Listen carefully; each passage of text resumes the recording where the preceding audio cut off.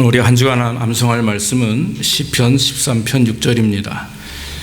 내가 여호와를 찬송하리니 이는 나를 후대하심이로다. 시편 36편 6절 말씀 우리 다 같이 합니다. 시작. 내가 여호와를 찬송하리니 이는 나를 후대하심이로다. 시편 13편 6절 말씀. 아멘. 자, 요한복음입니다. 오늘 본문 말씀 요한복음 20장 24절로 29절입니다. 요한복음 20장 24절로 29절. 페이지 수로 185페이지가 됩니다. 12 제자 중에 하나인 디두모라 하는 도마는 예수 오셨을 때에 함께 있지 아니한지라. 다른 제자들이 그에게 이르되 우리가 주를 보았노라 하니 도마가 가로되 내가 그 손의 못자국을 보며 내 손가락을 그 못자국에 넣으며 내 손을 그 옆구리에 넣어보지 않고는 믿지 아니하겠노라 하니라. 여드레를 지나서 제자들이 다시 집안에 있을 때에 도마도 함께 있고 문들이 닫혔는데 예수께서 오사 가운데 서서 가라사대 너희에게 평강이 있을지어다 하시고 도마에게 이르시되 내 손가락을 미리 내밀어 내 손을 보고 내 손을 내밀어 내 옆구리에 넣어보라. 그리하고 믿음 없는 자가 되지 말고 믿는 자가 되라. 도마가 대답하여 가로되 나의 주시며 나의 하나님이시니이다. 예수께서 가라사대 너는 나를 본고로 믿느냐? 보지 못하고 믿는 자들은 복되도다 하시니라. 아멘. 아멘. 오늘은 제목을 믿지 아니하겠노라. 이 도마의 말을 그대로 한번 제목으로 삼아 봤습니다. 우리가 지난주에 부활주의를 맞이했습니다. 그래서 부활은 절대적으로 사람의 힘으로 은폐할 수 없다. 그런 말씀을 드렸습니다. 손바닥으로 우리가 아무리 태양을 가려봐도요, 우리 눈만큼 그 가시적인 거리에서는 태양을 가릴 수 있지만 조금만 옆으로 보면 또 세상의 태양으로 말미암아 밝아진 모습을 보면 그 태양이 동쪽에서 뜨고 서쪽으로 지며 또 날마다 뜬다라고 하는 또 환하게 비춘다라고 하는 진리는 감출 수가 없는 겁니다. 예수님의 부활도 마찬가지입니다. 아무리 예수님의 부활을 과학적으로, 이론적으로, 철학적으로 거짓으로 증명하려 해도 될 수 없다고 하는 거죠. 오직 정말 예수 그리스도께서 부활하심으로 말미암아 저와 여러분들이 그 예수 그리스도를 믿고 또 의지하고 또 말씀대로 순종하는 자들에게 분명히 주님은 마지막 때에 우리에게 동일한 부활의 은혜를 허락해 주시는 줄로 우리가 믿습니다. 예수님께서 부활하신 이후에 대제사장들이 또 대제사장과 그 유대인들이 무덤이 비어있는 것을 보면서 돈을 집어주면서 그 군사들에게 또 파수꾼들에게 거짓을 고하게 하죠. 나가서 예수님의 제자들이 예수님의 시신을 훔쳐갔다. 그래서 무덤이 비어있다. 이렇게 거짓으로 증거하게 합니다. 아마도 그것이 금방 하루면 그게 지역이 크지 않기 때문에 아마 하루 정도면 다 이미 그 소문이 예루살렘 주변에 퍼졌지 않았을까 그렇게 생각이 됩니다. 부활 후 첫날 아침에 안식 후 첫날에 주님이 이제 부활하시고 나서 그리고 이제 제자들이 한 자리에 모였습니다. 모인 이유는 성경에 보니까 두려워해서 모였습니다. 이 소문을 듣고 제자들이 시신을 훔쳐갔다라고 하는 소문을 자기들도 들었기 때문에 유대인들이 금방 쫓아올까 두려워서 어느 한 집에 모여 문을 꼭 걸어 잠그고 그리고 아마 대책회의를 했을 것입니다. 어떻게 하면 우리가 이 난관을 이겨낼 것인가. 그러고 있을 때 갑자기 문이 걸어 잠겼음에도 불구하고 예수님이 나타나시는 겁니다. 그들 가운데 나타나십니다. 왜냐하면 부활의 몸이니까 시간과 공간을 초월하시는 어떤 영적인 몸이죠. 영체라고 하죠. 그 몸을 입으시고 나오셨기 때문에 이 제자들은 깜짝 놀랍니다. 오시면서 샬롬 하죠. 평안하라. 그러면서 예수님이 다가오시니까 제자들이 기절초풍할 노리셔요. 그러나 예수님께서는 오늘 성경 말씀대로 참 여기 21절에 보면 너에게 평강이 있을지어다. 아버지께서 나를 보내신 것 같이 나도 너희를 보내노라. 이 말씀하시고 저희를 향하사 숨을 내쉬며 가라사대 성령을 받으라. 너희가 네 죄지든지 사하면 사여질 것이고 네 죄든지 그대로 두면 그대로 있으리라. 하시면서 제자들에게 부활신앙을 강조하시면서 그들에게 복음을 증거하고 이 부활의 이 실화를 사건을 증거할 수 있도록 하나님이 이렇게 합의하셨죠. 그래서 주님께서 성령을 그 제자들에게 부어주셨습니다. 은혜로운 시간이었어요. 참 귀한 시간입니다. 그리고 나서 이제 8일 정도, 7, 8일이 지났는데 다시 그들이 모이게 되었습니다. 그런데 그 전에 그 제자들이 도마에게 말합니다. 왜냐하면 도마는 그 당시에 처음 주님을 만나는 그 자리에 없었어요. 그래가지고 제자들이 도마에게 야, 너 어디 갔었니 그때? 예수님이 부활하셔서 나타나셨다. 그랬더니 도마가 믿질 않습니다. 내 눈으로 그 못 잡힌 손을 보고 내 손으로 그 손을 만지고 옆구리를 만지지 않고서는 내가 믿지 않겠다. 그랬단 말이에요. 그런데 일주일 후에 그들이 다시 모여서 있을 때 동일하게 그날도 문을 잠그고 모여 있었어요. 그때 예수님이 나타나셨습니다. 예수님이 나타나셔서 제일 먼저 오신 것이 누굽니까? 도마에게 오셔요. 도마에게 오셔서 내 손가락을 내밀어 내 손과 내 옆구리를 만져보라. 믿음이 없는 자가 되지 말고 믿는 자가 되라. 그렇게 말씀을 하세요. 그랬더니 도마가 무릎을 꿇으며 주님은 나의 주십니다. 주님은 나의 하나님이십니다. 라고 그때서야 비로소 진실한 신앙 고백을 하게 됩니다. 예수님이 말씀합니다. 보고 믿는 믿음보다 보지 않고 믿는 믿음이 크다. 이렇게 말씀을 합니다. 사실 이 내용을 가지고 이미 설교는 끝났죠. 우리가 정말 보고 믿지 않고, 우리가 경험해야 믿고, 또 어떤 때는요, 심지어는 보고도 믿지 않는 사람들이 있잖아요. 그러나 여러분, 우리가 보지 않고 믿는 믿음이 그 진짜 믿음이고, 믿음대로 사는 것이 하나님의 축복 아닙니까? 오늘 우리는 여기서 잠깐 주는 도마에 대해서 한번 알아보길 원합니다. 왜 도마가 그와 같이 말했을까? 진짜 도마가 부활신앙이 전혀 없는 그런 아주 논팽이일까? 정말 그 사람이 예수님을 3년이나 쫓아다녔는데 그처럼 결국 그런 고백밖에 되지 않았을까? 보고서야 믿겠다라고 하는 그 믿음을 가진 것일까? 과연 우리는 어떠한가? 우리의 모습은 어떠한가? 저는 이 말씀을 묵상하면서 그런 생각이 들었습니다. 3년 동안 예수님의 그 공생의 기간에 도마는 열심히 주님을 쫓았던 사람입니다. 그런데 제가 알고 있기로는 도마는 그렇게 믿음 없는 사람이 아니었습니다. 예수님께서 베다니에 있을 때 이제 복음을 증거하실 때 그 베다니의 나사로가 죽었다 이런 말을 듣고 사람을 보내서 예수님 오라고 하셨어요. 그때 예수님께서 뭐라고 말씀하십니까? 야, 일어나서 우리 나사로를 깨우러 가자 그랬어요. 그랬더니 그 도마가 옆에 있다가 벌떡 일어나서 우리도 주와 함께 죽으러 가자 그렇게 앞장섰던 사람이에요. 네, 예루살렘으로 들어가자, 베다니로 들어가자 하면 이미 제자들은요 굉장히 마음이 불안한 상태입니다. 이유가 무엇입니까? 예루살렘이나 또한 베단으로 들어가면 예수님은 핍박을 받을 수밖에 없는 상황이거든요. 그런데 예루살렘으로 들어가자, 한마디로 말하면 고난을 받으러 가자 함에도 불구하고 다른 사람들은 가만히 있었는데 이 도마는요 벌떡 일어나서 우리도 주님처럼 같이 들어가자, 가서 같이 고난을 받고 같이 어려움을 경험하고 고통을 받더라도 우리가 주님과 함께하자라고 하는 어떤 마음의 열정과 신앙이 있기 때문에 그런 고백을 했다라고 보는 것입니다. 우리가 예수님이 도마를 사랑했고 도마가 예수님을 얼마나 사랑했는지 우리는 의심할 여지가 없습니다. 도마는 용기 있는 사람입니다. 도마는 신실한 사람이었습니다. 담대했습니다. 주를 위해서 목숨을 바칠 수 있는 그런 능력의 사람이었습니다. 그런데 여러분 오늘 보니까 예수님의 부활 사건 때에 도마는 예수님의 부활을 보고야 봐야 믿겠다라고 하는 그런 말씀을 했다라고 하는 거예요. 과연 이유가 과연 무엇이겠습니까? 과연 무엇이 문제였습니까?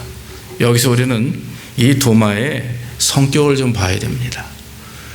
옛날에 학자들은 말하기를 그 당시 도마가 예수님의 부활을 인정하지 않았던 이유는 가장 중요한 첫 번째 이유는 제자들과 그 자리에 함께 있지 않았다라고 하는 거예요.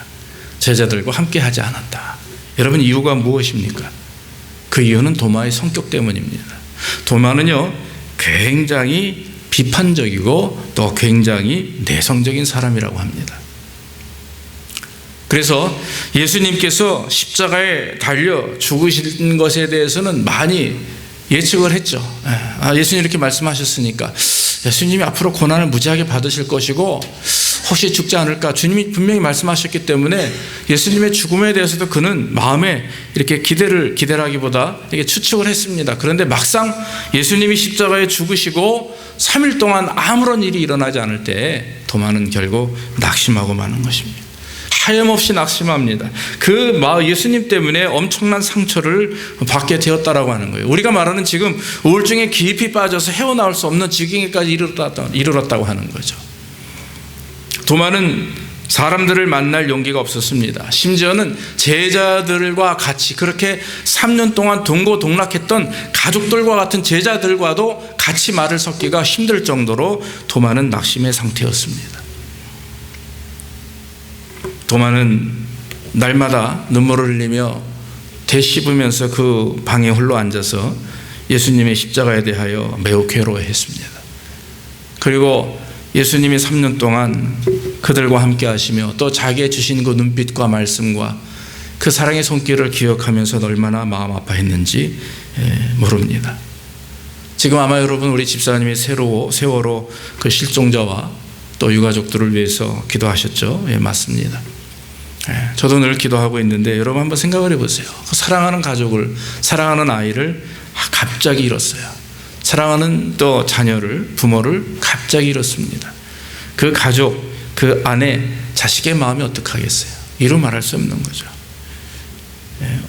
어떤 그 심리학자들은 말하기를요, TV에서 보니까 그 남아있는 가족들의 앞으로 심리적, 정신적 치료가 큰 문제라고 합니다. 개인적으로 한두 명이 당한 게 아니라 집단적으로 수백 명이 함께 그렇게 어려움을 경험했기 때문에 그것을 치료하는 것은 그것은 굉장히 어렵다. 굉장히 오랜 기간 시간을 두고 치료해야 될 것이다. 그렇게 얘기했습니다. 사실 살아있는 가족들도 큰 앞으로 문제입니다. 왜냐하면 오늘 도마도 그런 동일한 의미의 어떤 아픔을 겪고 있기 때문에 그래요. 그렇게 죽도록 쫓아다니고 순종했고 사랑했던 예수님입니다. 주를 위해서 목숨을 바치겠다고까지 헌신했던 자입니다. 그런데 예수님이 돌아가셨어요. 아무런 반항도 없이 그저 그냥 십자가를 지시고 온갖 채찍이 온몸이 다 터지도록 맞으시고 그 눈앞에서 돌아가셨어요. 그 도마의 마음이 얼마나 찢어질 것 같이 아픕니까? 내성적이면서도 모든 사물을 보는 데 있어서 항상 이렇게 꼬집어보는 비판적인 의식도 많이 있는 그런 도마의 모습이었습니다. 두 번째 만났을 때 제자들이 도마에게 말했죠. 야, 예수님이 오셨어. 부활하셨어. 우리가 만났어. 너 왜 그때 없었니? 어디 있었니? 그때 도마가 말합니다. 내가 너희들이 말하는 것 내가 지금 믿지 못하겠다라는 의미보다 저는 받아들이지 못하겠다. 내 마음이 너무 지금 상처가 있고 아프다. 내가 손으로 만져보지 않고서는, 내가 직접 보지 않고서는 내가 믿지 않을 것이다 라고 하는 아마 그런 의미의 말이라고 저는 생각이 됩니다. 예수님이 도마의 마음을 아세요. 도마의 마음을 충분히 이해하시고 아십니다. 그렇기 때문에 두 번째 제자들이 모여있는 그 집에 예수님이 나타나실 때 바로 도마에게 가시는 거예요. 바로 치료하시기 위해서, 회복하시기 위해서. 그러면서 도마야 이리 와라. 깜짝 놀라죠. 도마가. 네 손을 내밀어 봐라. 내 손을 만져봐라. 네 어깨를 봐라. 그때 도마는 놀랍니다. 눈물을 흘리죠. 왜 믿음 없는 자가 되느냐, 믿음 있는 자가 돼야 되지 않겠냐 하시면서 타이르는 말씀이에요. 책망하시고 야단치는 말씀이 아닙니다. 그리고 나서는 보고 믿는 믿음, 보지 않고 믿는 믿음이 보고 믿는보다 못되다 이렇게 말씀을 하셔요. 그때서야 도마는 그 앞에서 주님, 나의 주님이십니다. 내가 잘못했습니다. 나의 정말 진실로 나의 하나님이십니다 라고 하는 신앙 고백이 있다라고 하는 거죠. 예수님을 3번이나 부인하고 그리고 부활하신 예수님을 만나기 전에 베드로가 했던 일이 무엇입니까? 바로 옛날에 했던 그 삶으로 돌아간 거예요. 삶으로 돌아간 것입니다.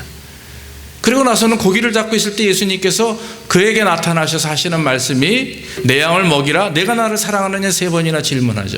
우리가 아십니다. 예수님을 3번이나 부인했던 그 베드로의 마음을 하나하나 끄집어서 치료하시는 과정이에요. 오늘 도마도 마찬가지입니다. 예수님이 돌아가신 이후에 깊은 상처 속에서 헤어나오지 못하는 그 도마를 향해 예수님은 찾아오셔서 그에게 말씀하시는 위로 말씀이에요. 책망의 말씀이 아닙니다. 위로의 말씀이요 회복의 말씀이라고 하는 것입니다.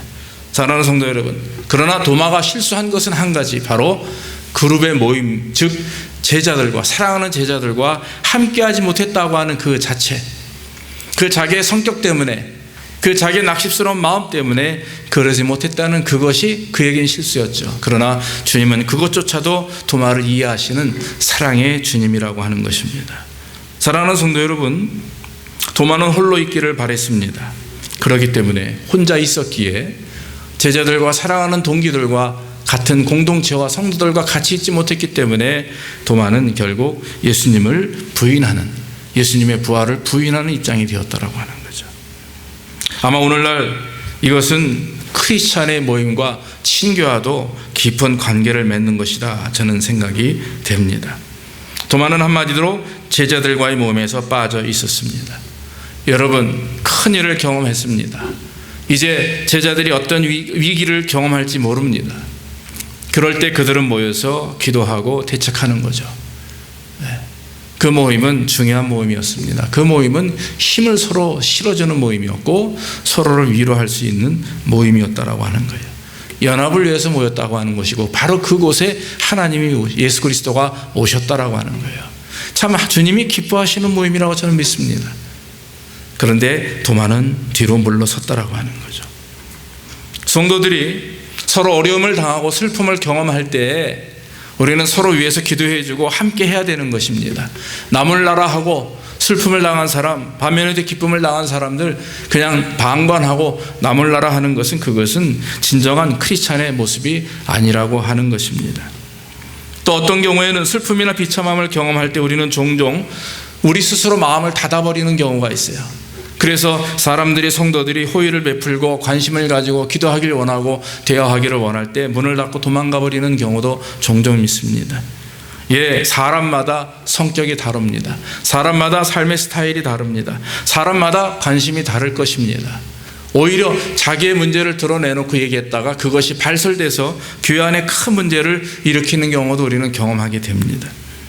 그런데 여러분, 중요한 것은 우리가 한 믿음으로 하나 되어 하나님 영광을 드러내는 같은 성도라면, 같은 공동체라면 우리는 같이 슬퍼하고 같이 기뻐하는 역사가 있어야 될 줄로 믿습니다.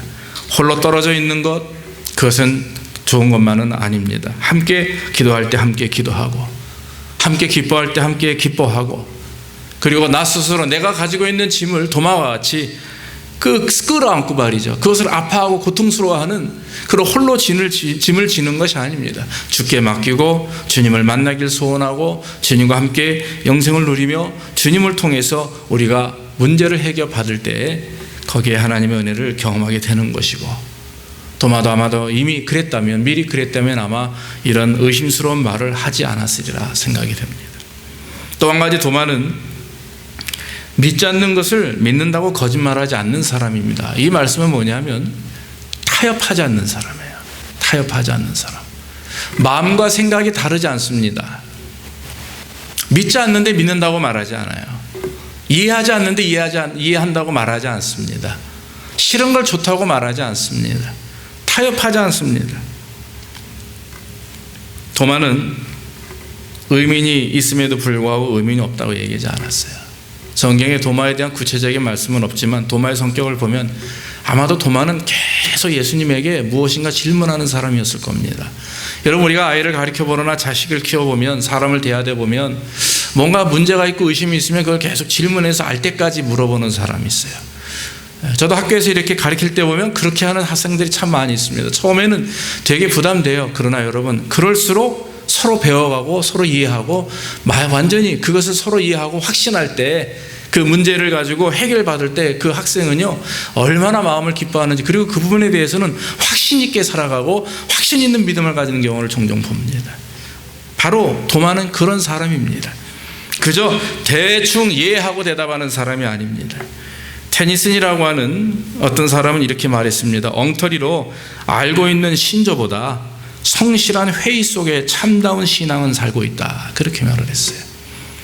그저 알지 못하지만 아시겠습니까? 믿습니까? 하면 네 하는 사람이나 왜 그런가? 왜 나에겐 믿음이 없을까? 오히려 왜 이게 믿어지지 않지? 어떤 게 문제일까라고 회의를 느끼면서 늘 자기 생각과 자기 마음속에서 늘 주님과 가까이 하려고 하는 그 노력하는 모습, 그런 것이 오히려 신앙으로 성숙될 수가 있다라고 하는 것입니다.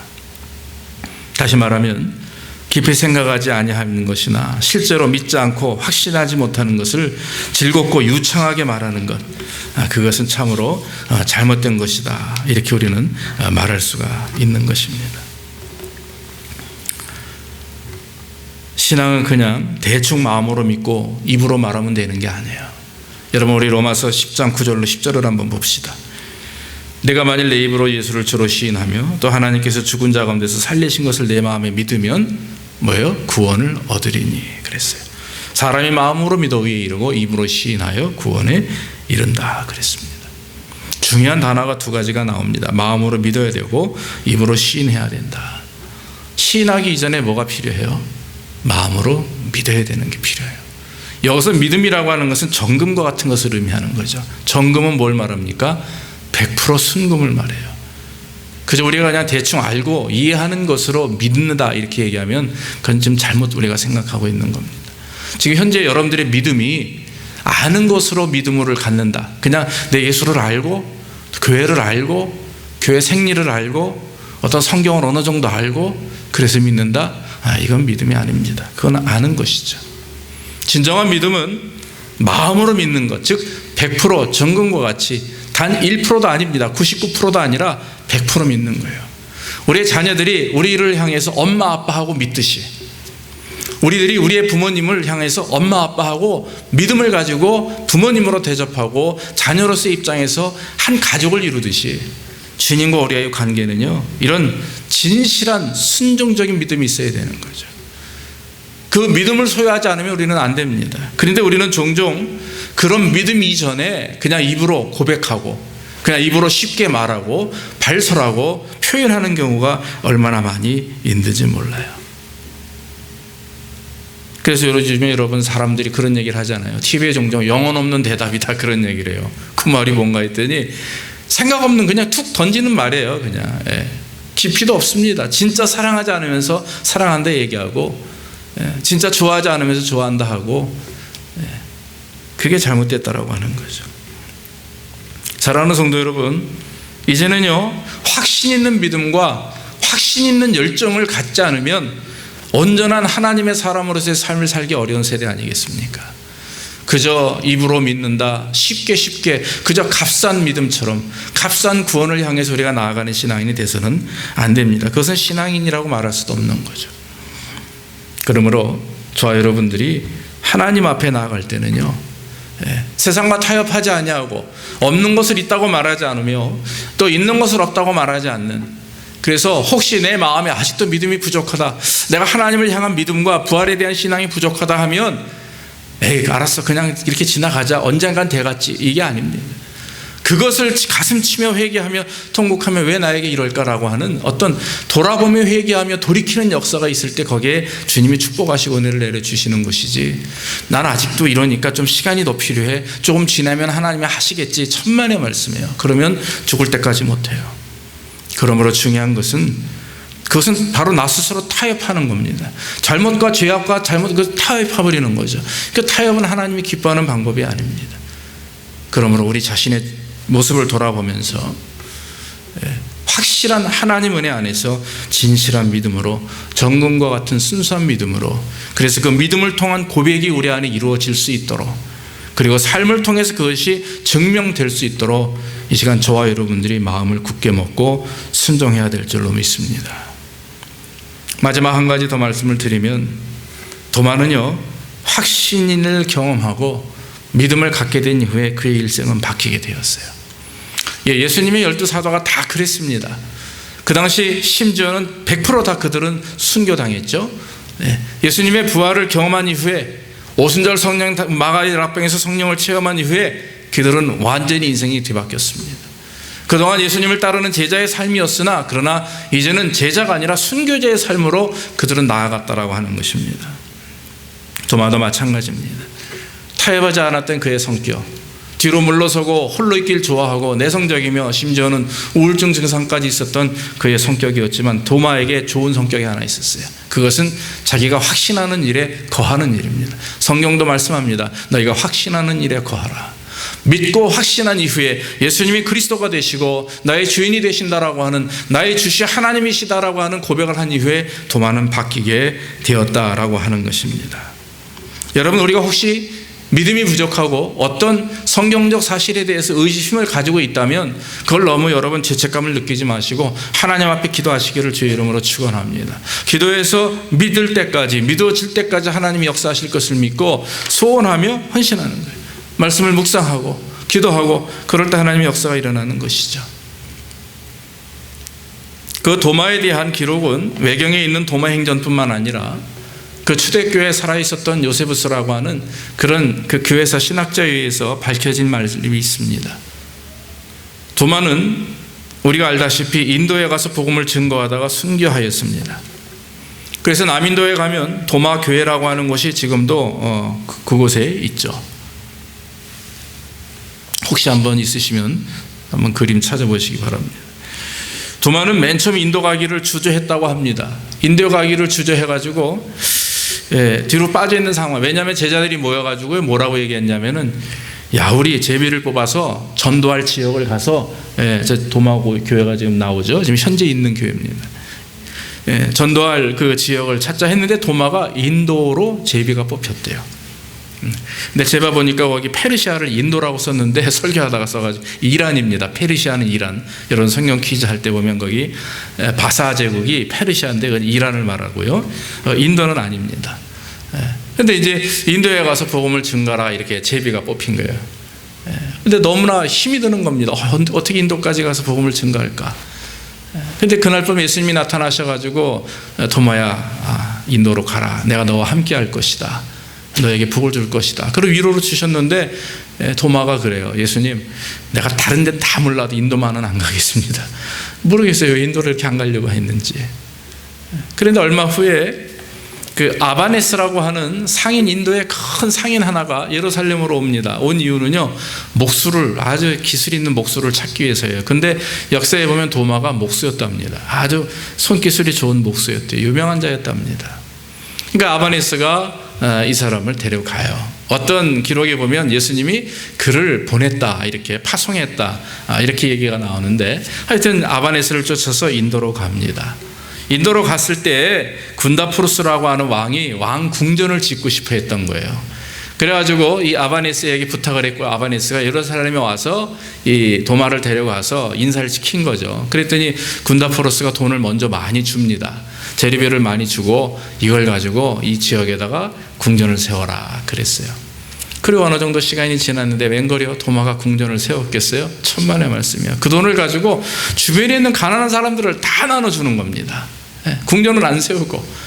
그 뭐 며칠 시간이 지났는데 아무런 소식이 없으니까 도마를 불러요. 왕이, 야, 너 궁전을 다 세웠냐? 지금 짓고 있냐? 그랬더니 네, 그러는 거예요. 그럼 내가 가서 보고 싶다. 지금 어떻게 진행되고 있는지 당연히 왕이 보고 싶죠. 그랬더니 이 도마 하는 얘기가, 지금은 보실 수 없지만 나중에 당신이 세상을 떠나는 그때 그것을 보실 수 있습니다. 이렇게 말하는 거예요. 도마의 궁전의 의미는 사람에게 있던 거죠. 건물이 아니었던 거예요. 근데 이 군다포르스는 그 도마에게 자기 궁을 이렇게 만들기 원했고, 도마는 오히려 그 돈을 다 가난한 자들에게 나눠주면서 왕이 하지 못했던 진실한 것이 무엇인지를 보여주었던 거죠. 역사에 보면 이 도마를 가죽을 벗기고 불에 태워 죽일 마음으로 화형식에 처할 준비까지 했었답니다. 근데 그 당시에 이 군다포르스 왕의 친남동생이 갑자기 죽음을 당했어요.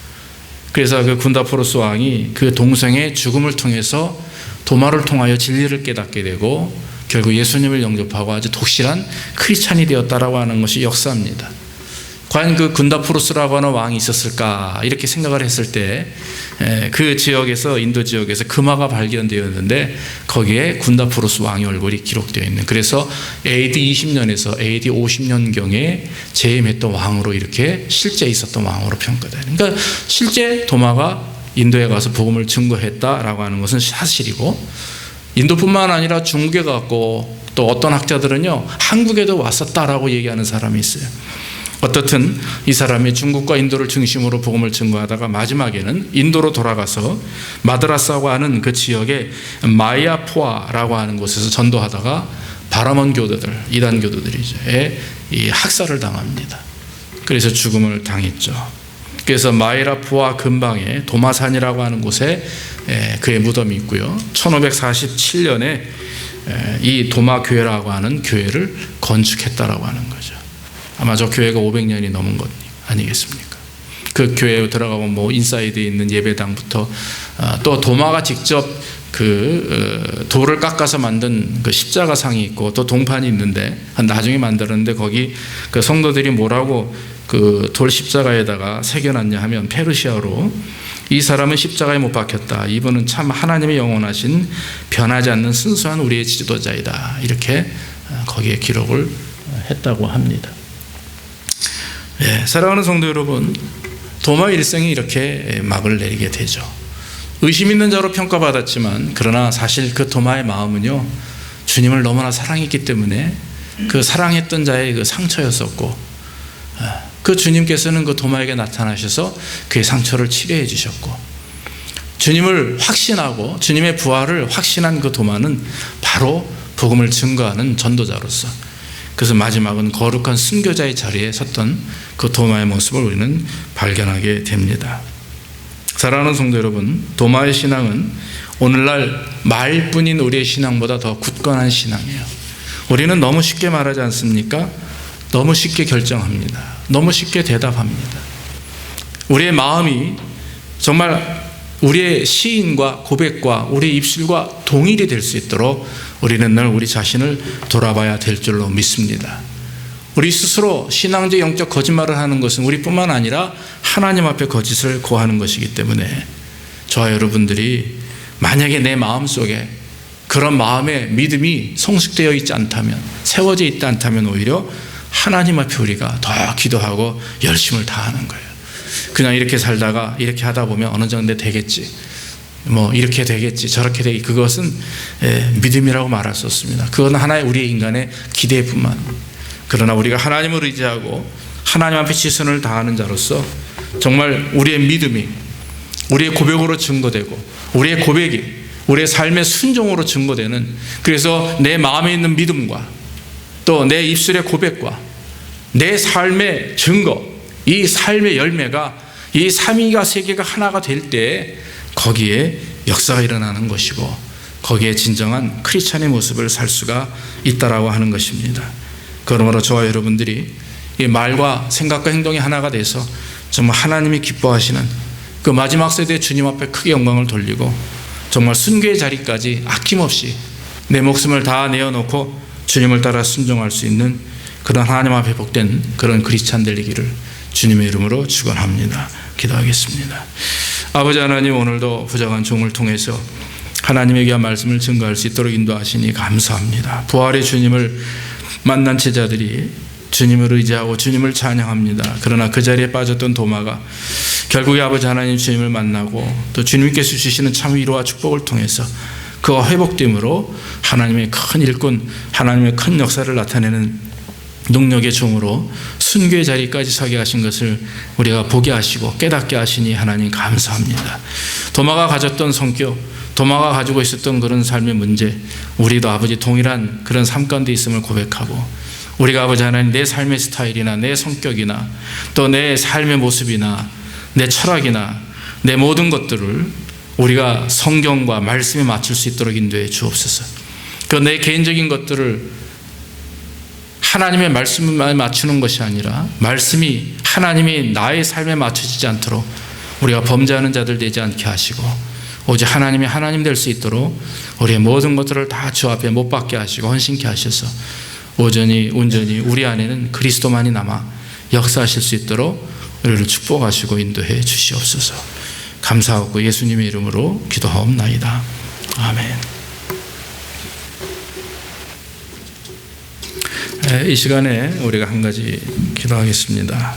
오늘 말씀을 듣고 정말 도마와 같이 우리가 가지고 있는 여러 가지 삶의 모습들, 스타일들이 있죠. 다 그 주님 앞에 내려놓고 주께서 우리를 통해 큰 역사 이루어질 수 있도록 기도해 주시고, 또 한 가지는 우리가 세월호 그 유가족들과 실종자들을 위해서 기도하겠습니다. 그래서 그 하나님께서 역사하시고 축복하실 수 있도록 지금은 한국에서는